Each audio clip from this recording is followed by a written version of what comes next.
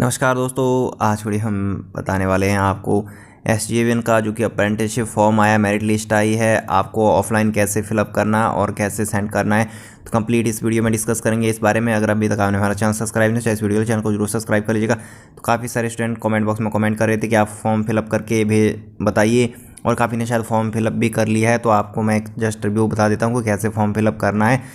तो मुझे लगा कि सबने फॉर्म फिलअप कर ही दिया होगा, तो इसलिए मैं वीडियो नहीं बना रहा था, बट अभी भी कमेंट कर रहे हैं। तो यहाँ पे देखिए जस्ट बेसिक तरीका है। देखिए यहाँ पे विज्ञापन, एडवर्टाइजमेंट नंबर, मेरे पास यहाँ पे रिकॉर्डर भी नहीं था बनाने के लिए वीडियो। मैं जस्ट आपको सीरियल नंबर वाइज बता दूंगा कि कौन से कॉलम में क्या भरना है, तो आप अच्छे से सुन लीजिएगा।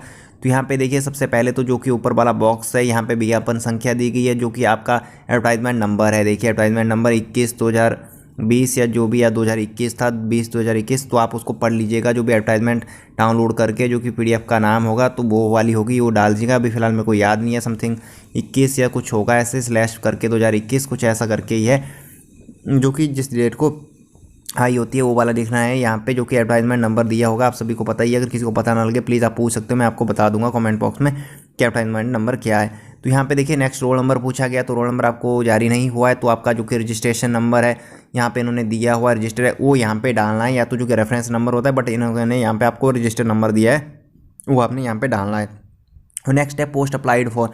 तो आप सिविल में हैं, इलेक्ट्रिकल में हैं या ITI है, जो भी आपका ट्रेड है वो डालना है। यहाँ पे इलेक्ट्रिकल इंजीनियरिंग अप्रेंटिसशिप ऐसा लिखना है, इलेक्ट्रिकल अप्रेंटिसशिप ट्रेनिंग, तो ये लिख सकते हो आप। यहाँ पे अगर सिविल है तो सिविल, मैकेनिकल वाला है तो मैकेनिकल यहाँ पे लिख सकता है। नेक्स्ट है इंटरव्यू कार्ड फॉर, यहाँ पे डिप्लोमा अप्रेंटिसशिप, डिग्री अप्रेंटिसशिप या ITI के लिए जो कि आपका मांगा गया है। तो डिप्लोमा, डिग्री, ITI, अगर आपने डिप्लोमा करा तो यहाँ पे interview card for diploma apprenticeship training लिख सकते हैं, और ये लिख सकते हैं। वहाँ पे सब्जेक्ट भी आपको दिया होगा वो वाला थोड़ा सा, यहाँ पे डिप्लोमा या डिग्री या ITI, जिसने ITI की वो यहाँ पे डालना है। डेट ऑफ इंटरव्यू, तो यहाँ पे डेट तो आपके पास है नहीं, आपको अलॉट हुई नहीं है, बट लास्ट डेट आपको अलॉट हुई है जो कि दी गई है, उसको डाल सकते हैं आप, जो कि लास्ट डेट दी गई है फॉर्म वहाँ पे पहुँचने की। अदरवाइज़ नहीं भी डाल सकते क्योंकि आपको मिली नहीं है, बट अगर आपको डालनी है तो लास्ट डेट दो के डाल सकते हैं, जो कि आपकी जून जो कि दी गई है उसको डाल सकते हैं। अदरवाइज़ रहने भी दे सकते हैं इसको, क्योंकि आपको डेट मिली नहीं है।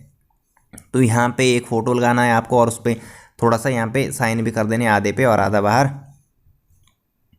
तो रिसेंट फ़ोटो होना चाहिए। यहाँ पे पूरा नाम आपको ब्लॉक लेटर में लिखना है, और जो कि 10th के सर्टिफिकेट पे आपका दिया गया है। यहाँ पे डेट ऑफ बर्थ लिखनी है आपको अपनी, और साथ ही में आगे आपकी एज कैलकुलेट करनी है, जो कि लास्ट डेट जो कि एडवर्टाइजमेंट फॉर्म भरने की थी 15 मार्च आई थिंक सो थी, तो उस दिन तक आपकी एज कितनी होती है वो आपको यहाँ पे लिखनी है। नेक्स्ट यहाँ पे जो कि कॉलम नंबर 2 पे, और नेक्स्ट यहाँ पे कॉलम नंबर 3 पे अगर आप मैरिड है तो मैरिड लिखोगे, अगर सिंगल है तो सिंगल। नेक्स्ट यहाँ पे M और F दिया गया है, जो कि बॉक्स दिया गया है। अगर आप मेल है तो M लिखिएगा, अगर फीमेल है तो F लिखिएगा। इस बॉक्स में F करके आपको लिखना है।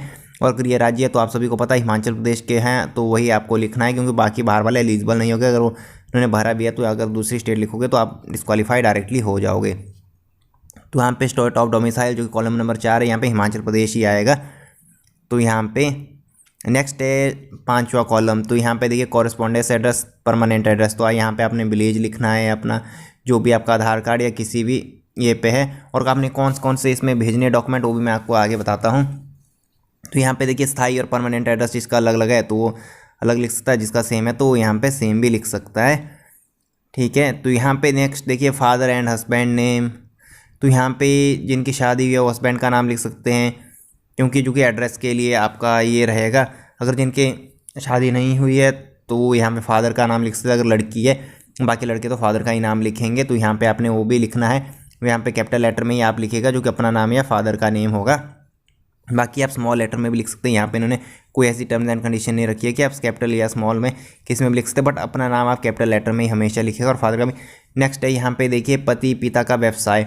तो जिसके फार्मिंग करते हैं तो फार्मिंग लिख सकते हैं, अगर किसी के जॉब लिख सकते हैं तो यहाँ पे लिख सकते हैं गवर्नमेंट सर्वेंट लिख सकते हैं, गवर्नमेंट एम्प्लॉय लिख सकते हैं, या तो फिर अगर PSU में जॉब करें PSU लिख सकते हैं, या तो प्राइवेट अगर है तो प्राइवेट एम्प्लॉय यहाँ पे लिख सकते हैं, और डेजिग्नेशन दे सकते हैं कि वो कौन सी पोस्ट पे है। नेक्स्ट है 8वां कॉलम जो कि 7वें के बाद आता है।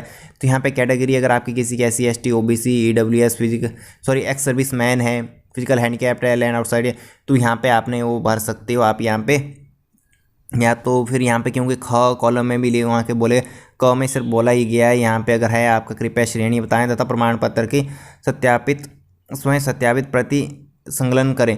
तो यहाँ पे आप इसको जो कि नंबर भी लिख सकते हो, जो कि आपका जो कि सर्टिफिकेट है जो कि SC कैटेगरी का है या EWS का है, तो वहाँ पे आप यहाँ पे सीरियल नंबर भी लिख सकते हो उसका कि कौन सा सीरियल नंबर है उसका। तो यहाँ पे आप वो भी लिख सकते हो जो कि क कॉलम में 8वें में, जो कि यहाँ पे संकलन करें तो यहाँ पे वो लिख सकते हैं जो कि उसका सीरियल नंबर होता है वो यहाँ पे लिख सकते हो।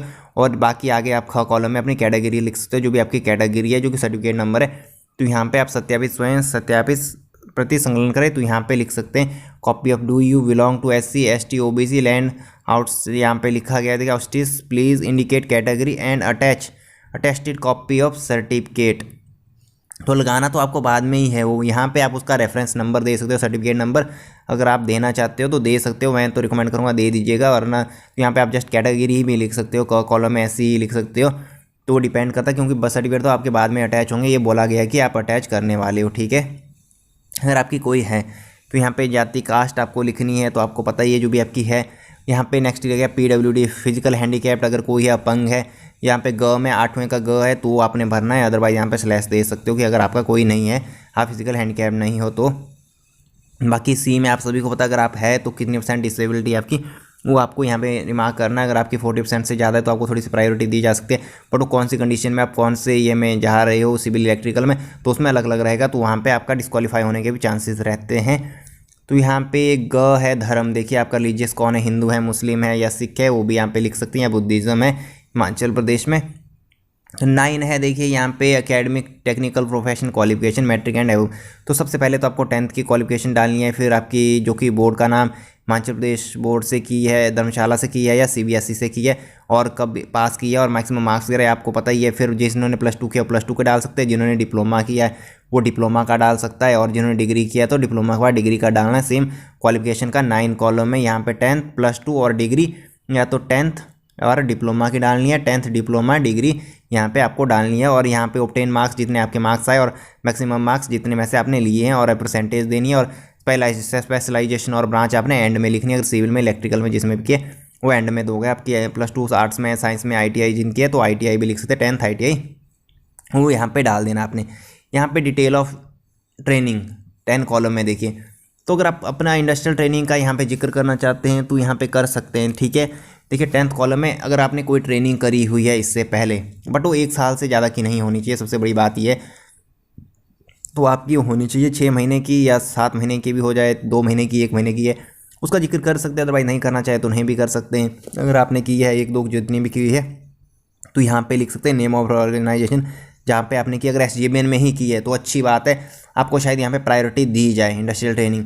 और डेट लिखनी है कौन सी तारीख से आपने कौन सी तारीख तक की है, नेचर ऑफ ट्रेनिंग कौन सी थी, इंडस्ट्रियल ट्रेनिंग थी, कौन सी ट्रेनिंग थी, वो यहाँ पे आपने आगे इंडिकेट करना है, ठीक है।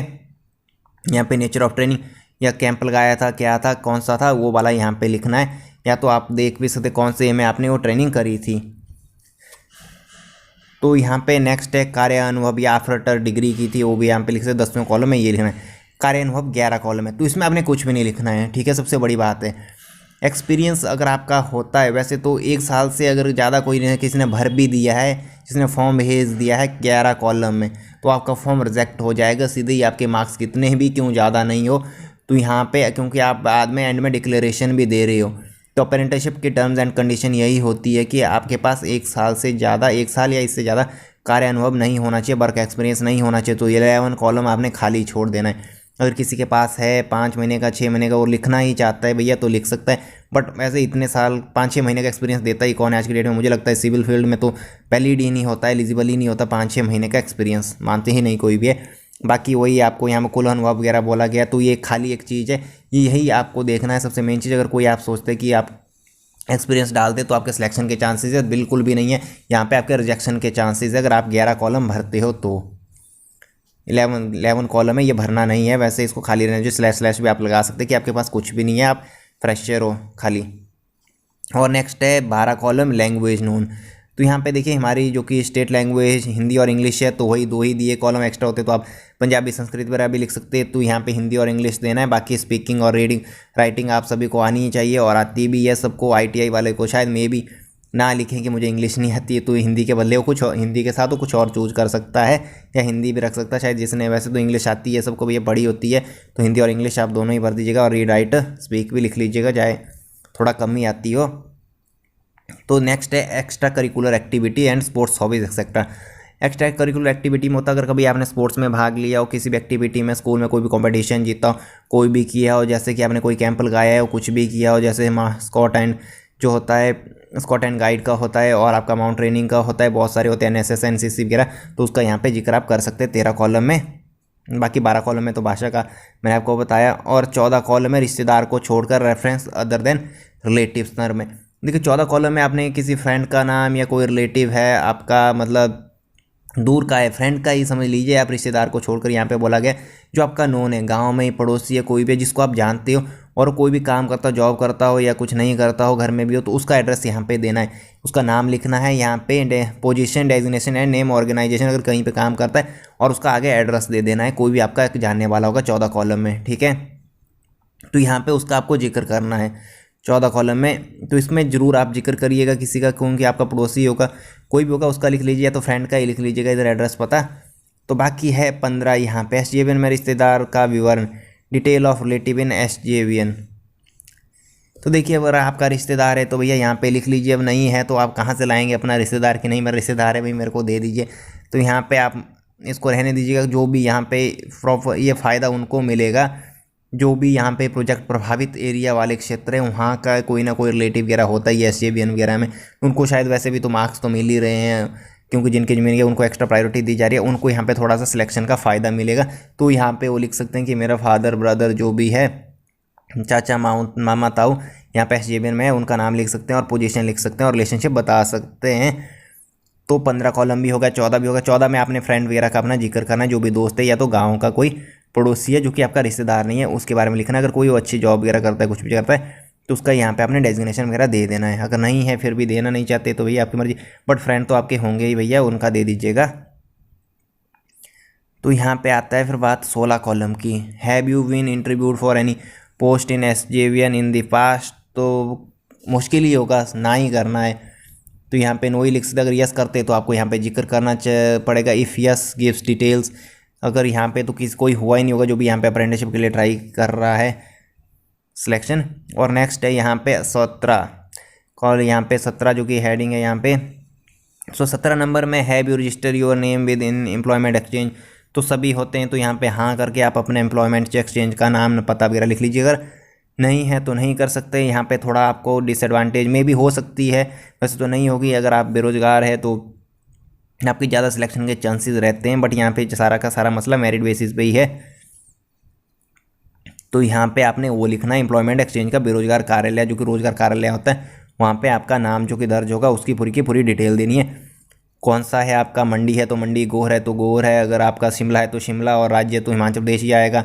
वैलिडिटी डेट यहाँ पे कब तक वैलिड है, और आपका रजिस्ट्रेशन नंबर जो भी होता है वो यहाँ पे भर देना है। बाकी नेक्स्ट 18 कॉलम में नहीं करनी है, आपके कोई भी केस नहीं चला। अगर किसी पे चल रहा है, कोई कन्विक्टेड है किसी मामले में, कोर्ट केस है, तो हाँ कर सकता है और यहाँ पे ब्यौरा देना पड़ेगा। वैसे तो किसी पे होगा ही नहीं जो भी अप्रेंटिसशिप के लिए अप्लाई कर रहा है। हाँ, किसी ने अगर कॉलेज में फ़ाइट किया, कुछ भी किया, लड़ाई झगड़े वाला है इंसान है, तो यहाँ पे हाँ कर सकता है, उसको हाँ करना भी पड़ेगा। बाद में अगर पता चलता है तो उसे टर्मिनेट डायरेक्टली कर दिया जाएगा ट्रेनिंग से। तो यहाँ पे फिर आती है नेक्स्ट यहाँ पे 19 कॉलम नंबर। तो यहाँ पे आप अगर सेलेक्ट होते हो तो कितना टाइम लेते हो ज्वाइनिंग के लिए, तो यहाँ पे आप 7 डेज़ लिख सकते हो मैक्सिमम, यहाँ पे 7 दिन के अंदर कर ही लोगे। तो यहाँ पे 7 दिन से ज़्यादा आप मत लिखिएगा, 5 दिन भी लिख सकते हैं। अगर कोई 2 दिन में कर सकते हैं 2 दिन भी लिख सकते हैं। नेक्स्ट है एक्सपेक्टेड सैलरी। देखिए तो यहाँ पे आपको क्या लगता है कि कितनी सैलरी में काम करना चाहिए। तो यहाँ पे जो इन्होंने बताया है, डिग्री वालों के लिए 10,000, डिप्लोमा के लिए 9,000 और शायद ITI के लिए 7,000 या 8,000। तो यहाँ पे बट अगर मैं बात करूँ तो डिग्री वालों के लिए वैसे एज़ पर जो कि यहाँ पे गवर्नमेंट कहती है तो उसमें 14,500 रुपये बताया गया है डिग्री वालों के लिए, जो कि अप्रेंटिसशिप एक्ट है। और डिप्लोमा के लिए शायद 12,000 है समथिंग, और ITI वालों के लिए वही 7-8,000 रुपये इतना का स्टाइफंड जो कि दिया जाता है। जो एक्सपेक्टेड ग्रॉस सैलरी तो आप अपनी मर्जी से लिख सकते हैं, इसमें कुछ नहीं। अगर आपने कि वही इन्होंने दिया 10,000 बोला है 10,000 बचते, मैं तो रिकमेंड करूँगा आप 14,500 लिखिए। शायद 14,500 मिल जाए या ना मिले, वो तो पता नहीं, जो कि उन्होंने बोला है 10,000 ही मिलेगा तो 10,000 ही मिलेगा। बट जैसे कि मैंने बोला, अगर आप MHRD वेबसाइट पर रजिस्ट्रेशन करते हो, इनका वहीं से लिंक है, तो वहाँ पे आपको 14,500 मिलते हैं जो कि डिग्री वाला है। डिप्लोमे वालों को 12,000 के करीब फ्री मिलता है, तो यहाँ पे काफ़ी कम दे रहे हैं, 4,000 का फ़र्क पड़ रहा है। देखिए तो यहाँ पे आप 14,500 भी लिख सकते हैं। बाकी जो कि 10,000 लिखा है तो इन्होंने 10,000 नीचे तो लिखना ही नहीं है, ये तो दिख सी बात है डिग्री वालों के लिए। और डिप्लोमा वालों के लिए वही जो कि इन्होंने सैलरी बताई है उससे नीचे तो लिखना ही नहीं है, लिखना तो उससे ज़्यादा है या तो उतना लिखना है। अब ऐसा भी नहीं लिखना कि 25, 30, 40, 50,000, चलो आप 50 भी लिख सकते हो, आपकी मर्जी है, क्योंकि एक्सपेक्टेड कुछ भी लिख सकते हैं क्योंकि आप इतना एक्सपेक्ट कर रहे हो। बाकी है प्रेजेंट सैलरी ड्राइंग, तो यहाँ पे कुछ है नहीं, आपने कहीं जॉब नहीं कर रहे हो, कुछ नहीं कर रहे हो, अगर कोई कर रहा है तो भैया बता सकता है, बाकी तो यहाँ पे तो आपका आएगा कुछ नहीं, ग्रेड पे वगैरह कुछ नहीं आएगा 20वें कॉलम में। तो नेक्स्ट है यहाँ पे 11, हम यहाँ पे क्या, have you any objection to our making reference और securing confidential report from you former employer present employer. तो यहाँ पे आपका तो कुछ नहीं है, आप नहीं कर सकते हो या तो रहने भी दे सकते हैं, क्योंकि जो 20वें कॉलम है वर्तमान हरित वेतन प्रेजेंट सैलरी ड्राइंग, तो इसमें आपका है ही नहीं, तो 21वें में भी नहीं है, तो यहाँ पे आप नो भी कर सकते हो, अदरवाइज रहने दे सकते हो क्योंकि आपने भरा ही नहीं है भैया। नहीं आप है हमारे द्वारा आपके यहाँ पे हिंदी में लिखा गया निम्नलिखित में से उल्लेख करने या गोपनीय रिपोर्ट हासिल करने पर कोई आपत्ति है, तो यहाँ पे नहीं कर सकते आप, नहीं भाई कोई नहीं है हमें आपत्ति, कोई लेता तो ले लीजिएगा, तो या तो हाँ भी कर सकते, आपत्ति है कि किसी को नहीं देनी है। तो देखिए 22वें कॉलम में वही आ जाता, आश्रित स्वयं पति या पत्नी और अन्य आश्रित। तो अगर आपकी फैमिली है, शादी हुई है, तो वो बताना है। अगर आप पे कोई आश्रित है, क्या पे आपकी सैलरी पे खर्चे पे घर चलता है, वो चलता है, तो उनका जिक्र यहाँ पे करना है। जैसे कि आपका नाम आ गया, एज आ गई, सेल्फ आ गया, फिर अगर वाइफ है तो वाइफ लिखना है यहाँ पे एज, फिर वाइफ लिखना है, रिलेशनशिप, अगर मदर है तो मदर, फादर है तो फादर लिखना है, और उनका ऑक्यूपेशन लिखना है, वो क्या क्या करते हैं 22वें कॉलम में, और एनुअल इनकम वगैरह उनकी लिख देनी है, कुछ है कि नहीं है। तो बाकी यहाँ पे मतलब फैमिली का जिक्र करना है 22वें में, और आपका उनसे रिलेशनशिप क्या है। और 23वें में एनी अदर पर्टिकुलर विश जो कि आपको सूटेबल बनाती है इस ट्रेनिंग के लिए, अप्रेंटिसशिप के लिए, तो ऐसा क्या है जो कि आप लिख सकते हो यहाँ पे। अगर किसी ने एसजीवीएन में ट्रेनिंग करी है तो लिख सकते हैं, अगर किसी ने हाइड्रो में प्रोजेक्ट बनाया है तो वो लिख सकते हैं, किसी ने एनवायरनमेंट में बनाया है तो वो यहाँ पे लिख सकते हैं, अगर आपको लगता है कि उससे आपका सिलेक्शन के चांसेस बढ़ जाएंगे। नेक्स्ट है यहाँ पे 24 जो कि डिक्लेरेशन वगैरह आती है, तो यहाँ पे दिनांक स्थान जब आप भेजोगे उसको साइन वगैरह करोगे, या जब भी आपने फॉर्म भरा होगा। नेक्स्ट आपके सिग्नेचर है और फुल नेम है, और बाकी नीचे वाला ऑफिस वाले खुद भरेंगे, तो इसमें आपको कुछ लिखने की ज़रूरत नहीं है। नेक्स्ट आता है डिक्लेरेशन, आपका नाम हो गया, फादर का नाम हो गया, बाकी आपकी एज हो गई, और आपका एड्रेस हो गया, रेजिडेंट एट, तो आपका एड्रेस हो गया। पहले आपका फादर नाम लिखना है, आपका अपना नाम लिखना है, फिर फादर का नेम आ गया, फिर एज आ गई आपकी, फिर रेजिडेंट एट, आपका विलेज का पूरा एड्रेस आ गया। फिर नेक्स्ट आता है column 1, that I acquired my degree diploma ITI in civil engineering, electrical engineering, जो भी आपका ट्रेड है, डिसिप्लिन इन द ईयर, कौन सा ईयर है, 2020 है, 19 है, 2021 है। 2021 में तो अभी पास आउट हुए नहीं होंगे कोई भी, या 18 है, 19 है, जब भी आपने फॉर्म भरा उससे पहले की आपकी डिग्री कंप्लीट होनी चाहिए थी। अगर कोई लास्ट सेम है और उन्हें फॉर्म भर दिया तो you are disqualify directly, you are not eligible. ठीक है, तो मैं आपको बता दूं, जो भी लास्ट सेम है वो एलिजिबल नहीं है बिल्कुल, और उन्होंने भर भी दिया तो आप सीधे ही बाहर हो जाओगे, बाहर। तो जिनके पास है प्रोविजनल डिग्री या सर्टिफिकेट, जो भी भेजोगे बाद में आप, वही एलिजिबल इसमें होंगे। तो यहाँ आपको ईयर लिखनी है, यहाँ पे आपका ट्रेड हो गया स्टार्टिंग में ITI इन, जो कि इलेक्ट्रिकल है, सिविल है जिसमें भी है, या डिग्री डिप्लोमा जिसमें भी है। और आगे नेक्स्ट है यहाँ पे डिग्री है तो डिग्री पे टिक भी करना है, डिप्लोमा है तो डिप्लोमा में, ITI है तो ITI पे। इन द ईयर 2020 या 2019-18 from university institute at Himachal Pradesh technical university HPTU या HP टेक बोर्ड धर्मशाला, या PTU पंजाब से की है, Punjab technical university, Punjab technical state board. और the duration of degree diploma ITI is 1 year, 2 year या 3 ईयर का आपका जो कोर्स था।